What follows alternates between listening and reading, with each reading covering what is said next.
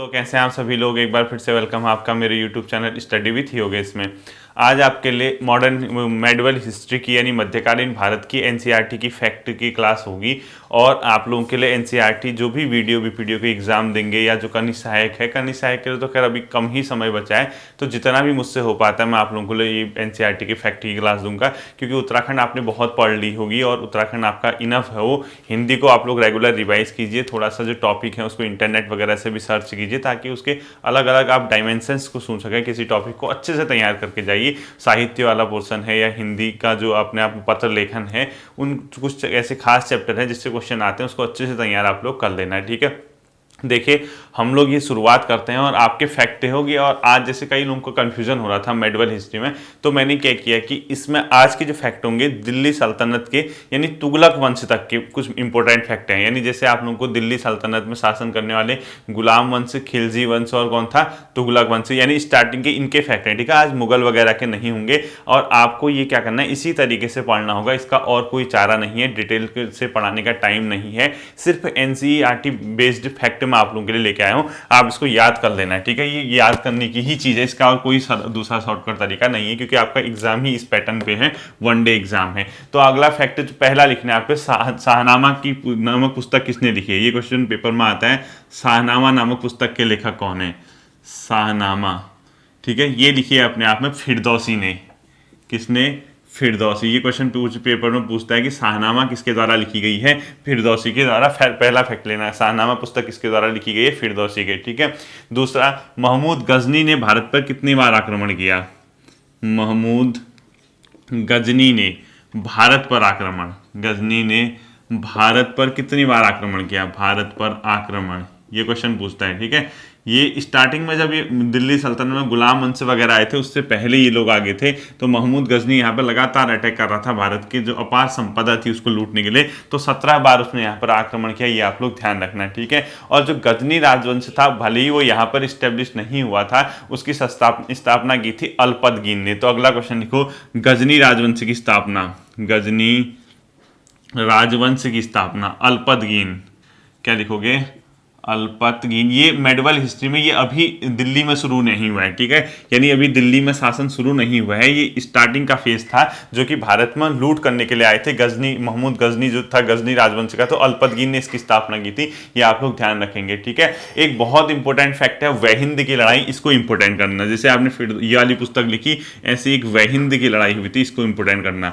वहिंद की लड़ाई, वहिंद की लड़ाई कब लड़ी गई थी। ये लड़ी गई थी अपने आप में 1008-9 के आसपास, यानी 1008-1009 समथिंग इसको लड़ा गया था, यानी 1008-9 के आसपास ये वहिंद की लड़ाई लड़ी गई थी। और ये वहिंद की लड़ाई किसके बीच हुई थी, महमूद गजनी और आनंद पाल के बीच। ठीक है, ये किसके बीच लड़ी गई थी, महमूद गजनी प्लस आनंद पाल,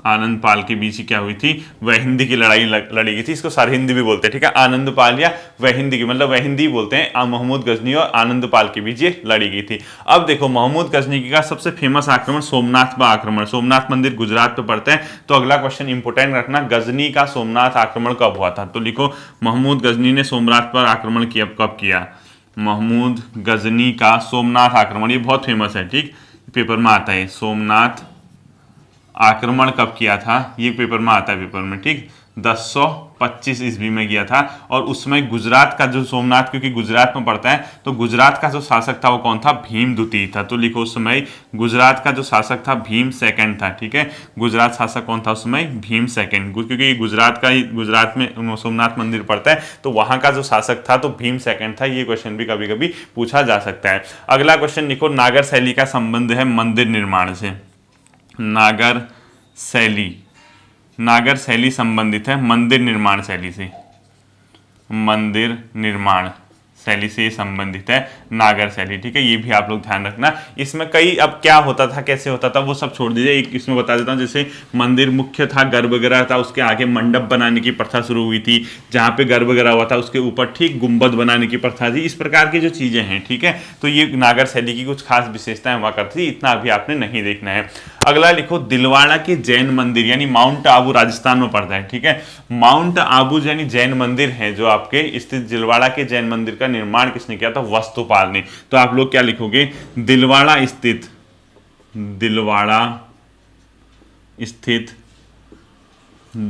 स्थित माउंट आबू पर जैन मंदिरों का निर्माण। माउंट आबू पर्वत पड़ता है राजस्थान में, यहां पर जैन मंदिर है, ठीक है। माउंट आबू के जैन मंदिर का निर्माण लिखो। जैन मंदिर भी बहुत फेमस है, ठीक है। माउंट आबू में कौन से मंदिर पाए जाते हैं? जैन मंदिर। इसका जो निर्माण किया था वस्तुपाल नाम के व्यक्ति ने किया था, ठीक है। वस्तुपाल ने किया था ये, वस्तुपाल।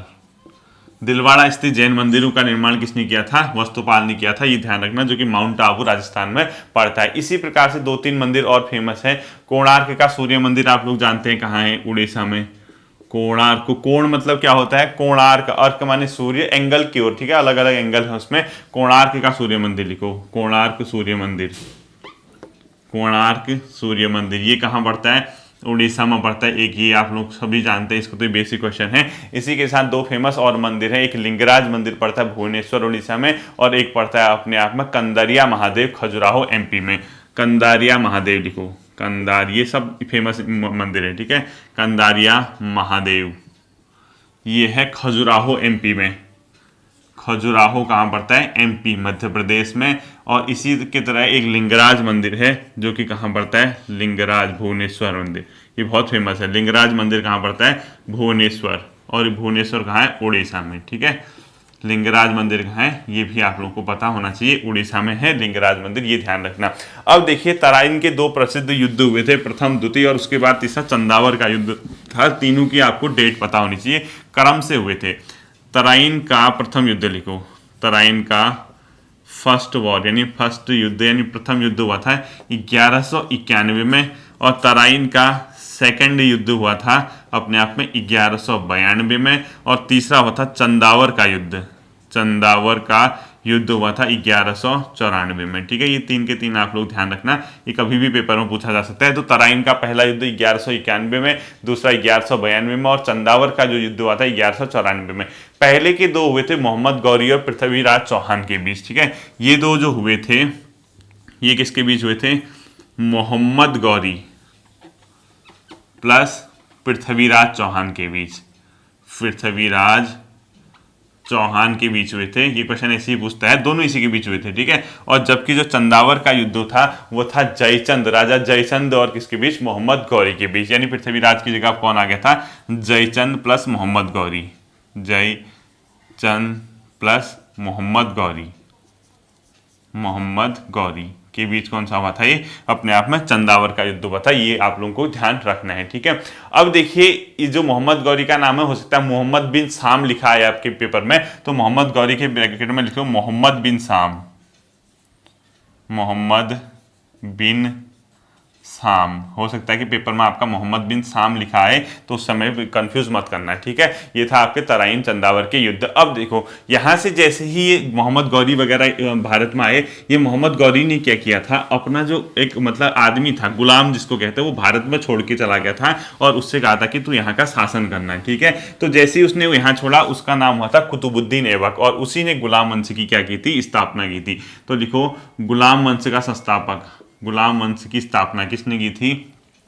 स्थापना कुतुबुद्दीन ऐबक ने, कुतुबुद्दीन ऐबक ने क्या की थी? गुलाम वंश की स्थापना की थी। और कब की थी? 1206 ईस्वी में, क्योंकि जो मोहम्मद गौरी का ये गुलाम था, इसने भारत का शासन देखने के लिए यहाँ इसको छोड़ दिया था, और इसी ने क्या की थी? गुलाम वंश की स्थापना की थी। अब इसके बारे में जो फैक्टर पेपर में पूछा जाता है, ध्यान रखना, कुतुब मीनार का जो निर्माण हुआ था, यानी वो कुतुब मीनार जो कह रहा हूँ, ये क्या कहता है? दिल्ली, ये जो मतलब हाँ मतलब दिल्ली में एक इसके बारे में जो फैक्ट आता है सबसे इंपॉर्टेंट, पहला फैक्ट तो इसको ये याद रखना कि जो कुतुब मीनार है उसका जो निर्माण कार्य शुरू किया था वो इसी ने किया था, ठीक है। तो लिखो, भले ही पूरा किसने कराया था? इल्तुतमिश ने किया था। कुतुब मीनार का निर्माण लिखो, कुतुब मीनार का निर्माण प्रारंभ करने वाला कौन था? निर्माण प्रारंभ किसने किया था? पेपर में पूछता है आपसे, कुतुबुद्दीन ऐबक। और इसको कंप्लीट किसने किया? कुतुब मीनार को पूर्ण करने वाला भी पूछता है, ठीक है, वो था इल्तुतमिश,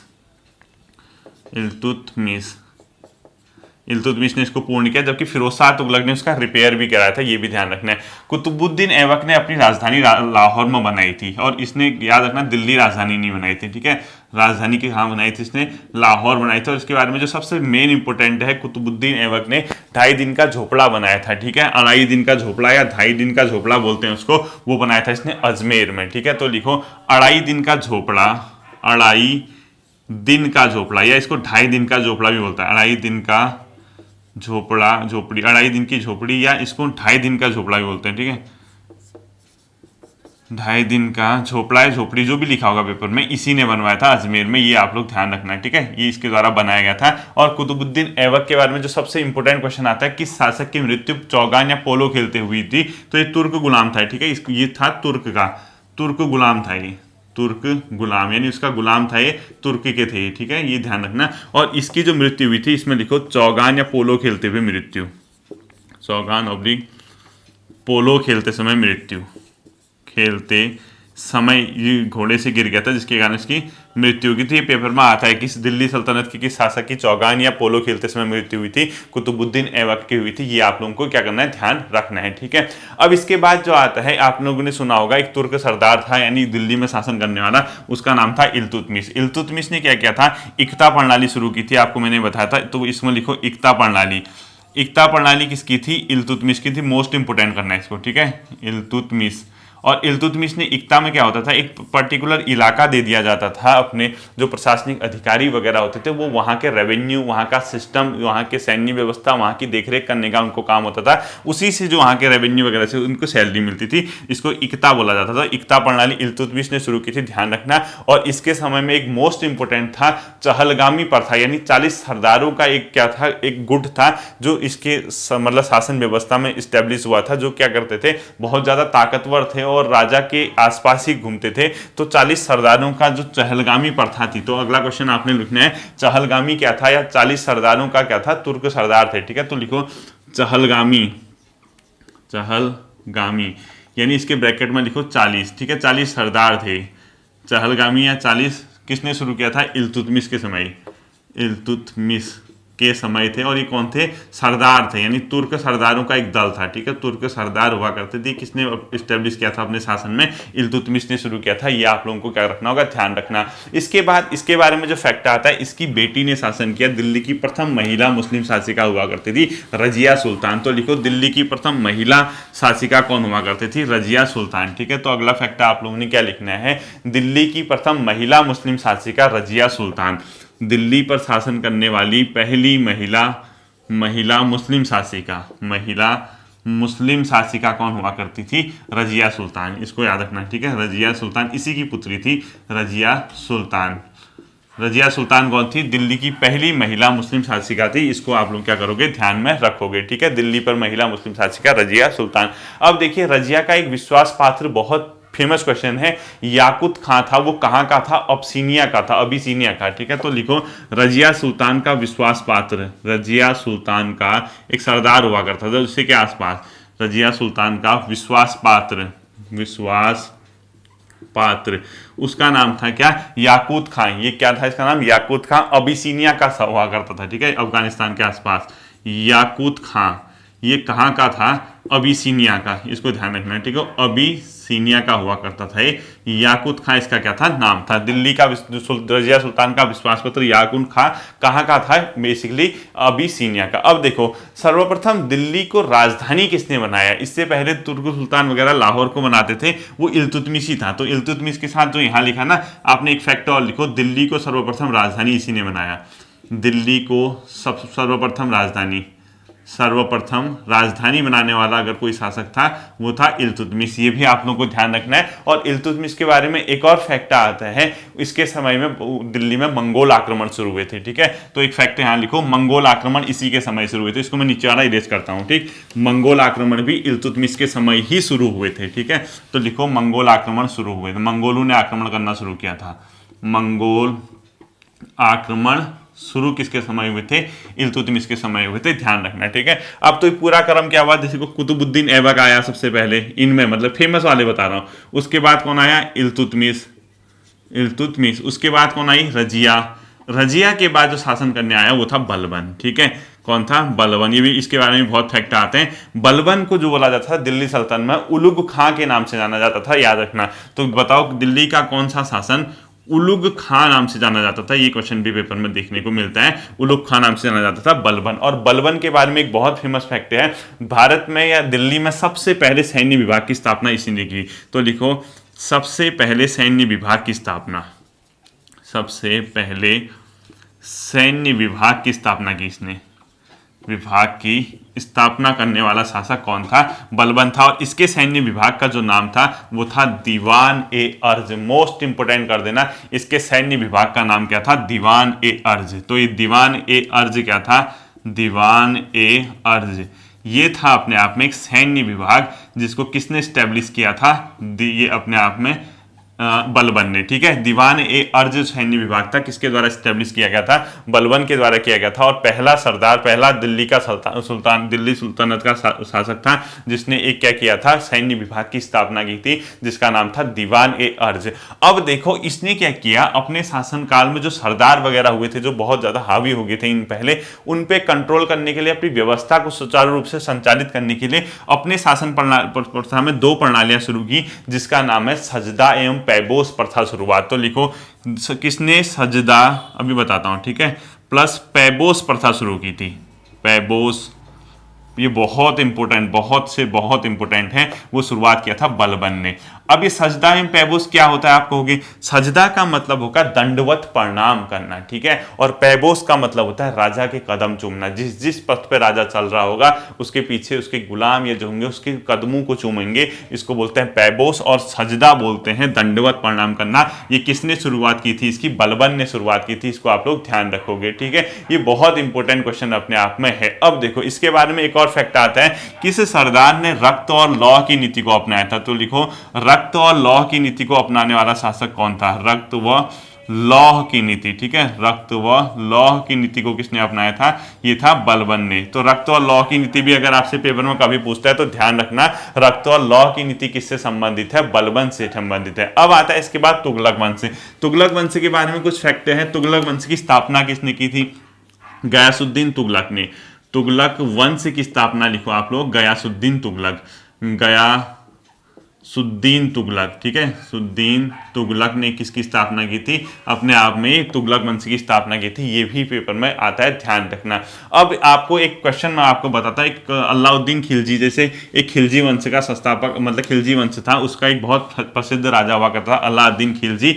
उसके समय का एक उसका सैनिक प्रधान, मतलब बहुत फेमस उसका सेनापति था, उसका नाम था मलिक काफूर, जिसने अलाउद्दीन खिलजी के अधिकांश आक्रमणों का नेतृत्व किया था, साउथ इंडिया कहीं भी हो, ठीक है। और उसको 1000 दिनारी के नाम से भी इन लोगों ने संबोधित किया। तो वो सब छोड़ दीजिए फिलहाल।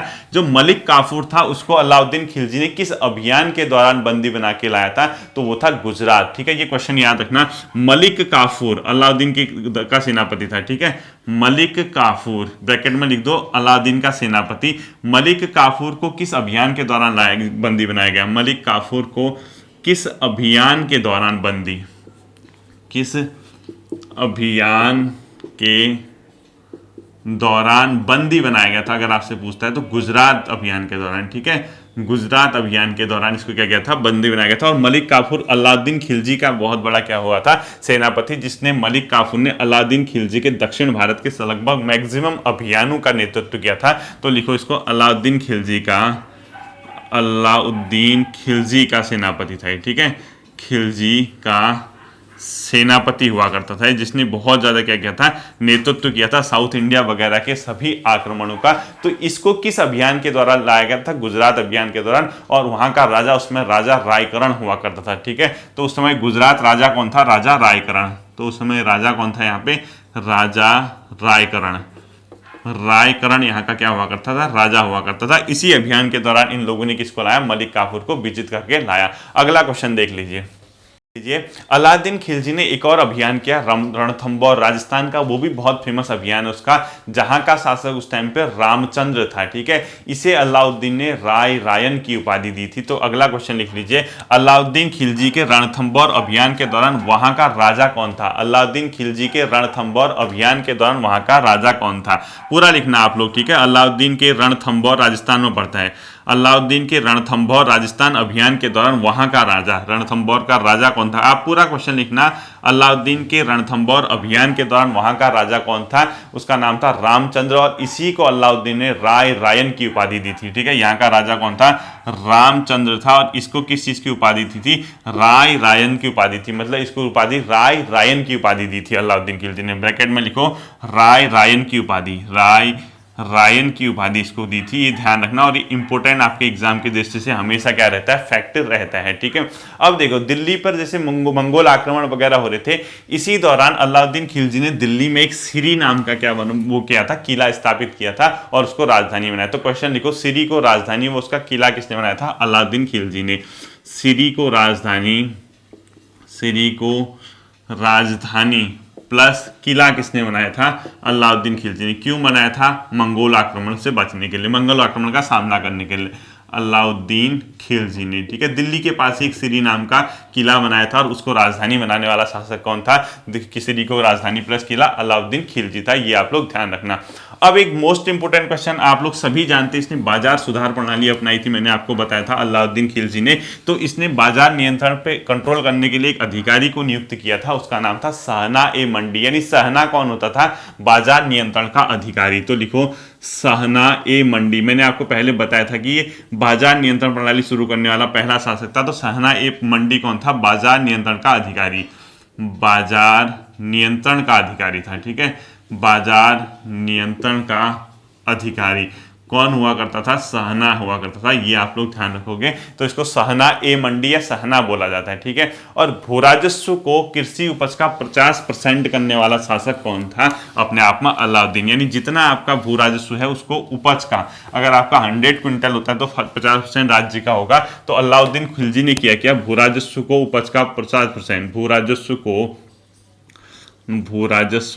उपज का 50%, उपज का 50% किसने किया? अलाउद्दीन खिलजी ने किया। ठीक है, अलाउद्दीन खिलजी ने किया। और इसी अलाउद्दीन खिलजी ने सैनिकों को नकद वेतन देने की प्रथा को शुरू किया। सैनिकों को नकद वेतन देना शुरू किया। नकद वेतन देना क्या किया था? इसने शुरू किया था। ये पेपर में भी, आपका पेपर में बहुत इंपोर्टेंट क्वेश्चन है, किसने किया था? ये था अलाउद्दीन खिलजी। अब आता है इसके बाद कुछ क्वेश्चन तुगलक वंश के। एक बहुत फेमस जैन मुनि हुआ करते थे, उनका नाम था जिन प्रभा। वो किसके समकालीन थे? मोहम्मद तुगलक के। ये मोस्ट इंपोर्टेंट क्वेश्चन करना, जैन मुनि जिन प्रभा किसके समकालीन थे? जैन मुनि जिन प्रभा किसके समकालीन थे? यानी जिन प्रभा सूरी उनका नाम है, किसके समकालीन थे? मोहम्मद तुगलक के। तो जिन प्रभा सूरी समकालीन हुआ करते थे। किसके समकालीन मतलब किसके टाइम पीरियड में थे? ठीक है, किसके समकालीन थे? तो आप लोग इसको क्या कर दोगे? जैन मतलब इसको, इनका आंसर मोहम्मद तुगलक होगा। ठीक है, मोहम्मद तुगलक। अब आप एक क्वेश्चन याद रखना, कल मैं जैसे आपको उत्तराखंड की वीडियो बना रहा था, फ्लो में वो रुद्रचंद अशोक का समकालीन बता दिया मैंने, वो अकबर है। ठीक है, वो वैसे पहले तो पढ़ा ही रखा है सारा डिटेल से, जो पढ़ने वाले हैं आप समझ रहे होंगे, कभी कभी हो जाता है तेज पढ़ाने में। तो वो अकबर है। ठीक है, मतलब अशोक मत करना, रुद्रचंद को समकालीन, उसको कैरेक्टर कर लेना। वैसे मैंने कॉमेंट किया था उसमें पिन वाला। तो मोहम्मद तुगलक के ही समकालीन थे। ये आप लोगों को क्या रखना है? ध्यान में रखना है। अब देखो इसके बारे में बहुत फेमस है, राजधानी परिवर्तन और सांकेतिक मुद्रा का प्रचलन किसने किया? राजधानी दिल्ली से दौलताबाद पहुंचा दिया इसने। ठीक है, राजधानी परिवर्तन प्लस सांकेतिक मुद्रा, सांकेतिक मतलब सांकेतिक मुद्रा चलाया था इसने। ठीक है, सांकेतिक मुद्रा का प्रचलन किसने किया? ये सांकेतिक मुद्रा चलाने वाला शासक कौन था अगर आपसे पूछेगा तो मोहम्मद बिन तुगलक था। इसको हमेशा क्या रखोगे? याद रखोगे। अब देख लो, इसी को क्या बोला जाता? अभागा आदर्शवादी। कौन सा शासक दिल्ली सल्तनत में अभागा आदर्शवादी कहलाता था? ठीक है, अभागा आदर्शवादी, इसको याद रखोगे। कौन सा शासक दिल्ली सल्तनत में अभागा आदर्शवादी कहलाता था? वो था मोहम्मद बिन तुगलक। इसको याद रखना। और इसी के अभागा मतलब जो आदर्शवादी कहते हैं, इसी के टाइम पे एक मोरक्को का यात्री इब्न बतूता भारत आया था। तो अगला क्वेश्चन आपको पता है, पहले ही बताया था, मोरक्को का था। ठीक है, इब्न बतूता, मोरक्को यात्री इब्न बतूता का भारत दौरा, मोरक्को का यात्री इब्न बतूता आया था इसके समय। ठीक है, यात्री इब्न बतूता पाँव में जूता, सुना होगा आपने। इब्न बतूता भारत आया था, याद रखना। मोरक्को यात्री इब्न बतूता आया था, लिख दो यहाँ, ठीक है। इब्न बतूता आया था, किसके समय आया था? मोहम्मद बिन तुगलक के समय पे आया था इब्न बतूता। ये हमेशा आप लोगों को क्या रखना है, ध्यान में रखना है। अब देखो इसने क्या किया था, कृषि सुधार के लिए कुछ काम किए, और ये क्वेश्चन पेपर में आएगा ही आएगा, बहुत इंपॉर्टेंट है। दीवान एक को ही क्या हुआ करता था, कृषि का विभाग हुआ करता था। तो आप लोग क्या रखोगे, ध्यान रखोगे, ठीक है। तो क्या लिखोगे, दीवान एक को ही क्या था, कृषि विभाग था।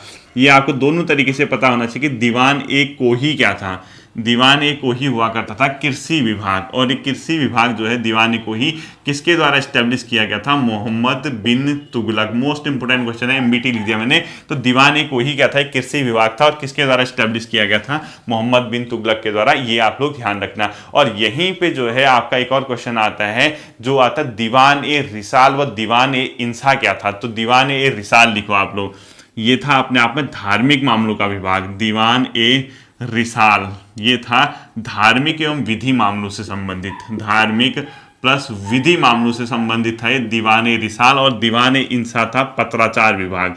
दीवान ए इंसा ये था अपने आप में पत्राचार का विभाग था। ये आप लोग क्या करोगे, ध्यान में रखोगे, ठीक है। तो दीवाने को ही, दीवाने रिसाल और दीवाने इंसा, तीनों आपको क्या रखना है, ध्यान रखना है। अब देखो जैसे मैंने इक्ता प्रणाली बताई थी, इक्ता प्रणाली किसने शुरू की थी, इल्तुतमिश ने की थी। याद रखना, इक्ता प्रणाली को किसने वंशानुगत कर दिया था। वंशानुगत का मतलब होता है कि अगर किसी को इक्ता मिली है तो उसी का अगला पीढ़ी वाला भी उसी इक्ता को धारण करेगा। यानी आपको लिखना है इक्ता प्लस सेना को वंशानुगत करने वाला शासक कौन था, फिरोज शाह तुगलक। तो लिखो आप लोग इक्ता प्लस सेना को वंशानुगत, सेना का जो कार्य करेगा, ठीक है, जिसका होगा उसी का अगला पुत्र या उसी की जनरेशन। यानी सेना में वंशानुगत प्रथा, सेना में वंशानुगत प्रथा शुरू की थी, वंशानुगत प्रथा शुरू की थी फिरोज शाह तुगलक लिखना, फिरोज शाह तुगलक, ठीक है। फिरोज तुगलक या फिरोज शाह तुगलक लिखना, फिरोज शाह तुगलक। इसी के बाद आया था ये शासन करने के लिए, जो तुगलक वंश का फेमस था फिरोज शाह तुगलक ने इसको क्या किया था, शुरुआत की थी। ये आप लोग क्या करोगे, ध्यान रखोगे। और इसके समय में लोक निर्माण विभाग को दूसरा क्या हुआ था, नेहरू की मरम्मत कराई गई थी। तो दिल्ली सल्तनत में लोक निर्माण विभाग, और इसने कई अच्छे कार्य भी किए, ठीक है, अच्छे अच्छे कार्य करने वालों में से थे। लोक निर्माण विभाग प्लस नेहरू की मरम्मत कराने वाला शासक, प्लस नेहरू की मरम्मत, नेहरू की मरम्मत करने वाला शासक कौन था, फिरोज शाह तुगलक था, ठीक है। लिखा है मैंने ऊपर, फिरोज शाह तुगलक ही इसकी नेहरू की मरम्मत कराने वाला क्या था, शासक था। और दिल्ली में आप लोग एक जो प्रशासनिक व्यवस्था थी दिल्ली की, वो कैसे बटी थी, तो देखो जैसे मैंने मुगल बताया था ना, तो दिल्ली प्रशासनिक व्यवस्था कैसे थी, देखो दिल्ली कैसे बटा हुआ था। दिल्ली में प्रशासनिक व्यवस्था सबसे ऊपर हुआ करता था सूबा, फिर उसके बाद सिख, फिर परगना, फिर गाँव, ठीक है। जैसे सूबा मतलब मेन राज्य होगा, फिर उसके अलावा नीचे प्रांत टाइप के सिख होंगे, फिर उससे छोटे परगने बने होंगे, परगना लिखो, परगना, फिर उसके नीचे गांव होंगे। इस प्रकार से क्या होता है, डेवलप होता है। यानी सबसे ऊपर की इकाई सूबा, सबसे नीचे क्या होता, ग्राम का इलाका हुआ करता था। और एक दो तीन क्वेश्चन बचे हैं, एक लिखो आप लोग जो बहुत इंपॉर्टेंट है, जजिया कर को अलग करके ब्राह्मणों से लेने वाला शासक कौन था, फिरोज शाह तुगलक था, ठीक है। तो पहले क्या हुआ करता था, एक टैक्स हुआ करता था, भू राजस्व के साथ उसको ले लिया करते थे, उसको जजिया कर बोलते थे। लेकिन फिरोज शाह तुगलक ने क्या कर दिया, जजिया कर को अलग कर दिया, जजिया कर अलग करके, अलग तथा ब्राह्मणों से भी वसूल, तथा ब्राह्मणों से वसूल करने वाला शासक, ब्राह्मणों से वसूल, ब्राह्मणों से वसूल करने वाला शासक कौन था, फिरोज शाह तुगलक था। ये ध्यान रखना। और इसी के साथ साथ दो फैक्ट बता रहा हूं, एक जवाबित क्या होते थे, एक फवाजिल क्या होते थे, ठीक, दोनों चीज आपको याद रखना है। जवाबित क्या होते थे, राज्य कानून होते थे। जवाबित क्या थे, जवाबित होते थे अपने आप में राज्य कानून। राज्य कानून का मतलब जैसे मुस्लिम अपने शरीयत और शिया वगैरह के कानून चलते थे, इसी प्रकार से सुल्तान ने कुछ अपने तरीके से कुछ नए कानून बनाए थे, उनको बोला गया था राज्य कानून। यानी सल्तनत काल में राजा के द्वारा बनाए गए कानूनों को राज्य कानून बोला गया था। और एक फवाजिल हुआ करता था। फवाजिल क्या होता था, जैसे इक्ता प्रणाली थी, इक्ता प्रणाली में इन लोगों को जो पैसा वगैरह मिलता था, जो वहां से देखते थे, जो एक्स्ट्रा मनी होते थे, जो राजकोष में जमा करते थे, यानी सरकारी खजाने में जमा राशि को क्या बोलते थे, फवाजिल। यानी इक्तेदारों द्वारा सरकारी खजाने में जमा राशि, सरकारी खजाने में जमा राशि, इसको क्या बोला जाता था अपने आप में, फवाजिल। और लास्ट जो टर्मिनोलॉजी आती है वो आती है जिम्मी क्या था, ठीक है। दिल्ली सल्तनत में जिम्मी का क्या अर्थ था? जिम्मी किनको बोला जाता था? ऐसे हिंदू जो मुस्लिम कानूनों को ग्रहण करके ये मतलब अपने आप में क्या देने लगे थे, जो जजिया कर देने लगे थे, ठीक है। यानी वे हिंदू जो मुस्लिम बनकर जजिया कर यानी मुस्लिम जजिया कर को स्वीकार करके जजिया देने लगे थे, वो जिम्मी कह थे दिल्ली सल्तनत। तो जो जिम्मी के आगे लिख लो, ऐसे हिंदू जिन्होंने मुस्लिम बनकर जजिया कानून जजिया कर को दिया था, वो क्या कहलाए थे? जिम्मी कहलाए थे, ठीक है। ये आपका था आज के फैक्ट से संबंधित क्लास। तो आप लोगों को ये समझ आई होगी, आप लोग इसको रिवाइज करना। फिर मिलते हैं अगले सेशन में आपके साथ। अपना ध्यान रखिए। Thank you.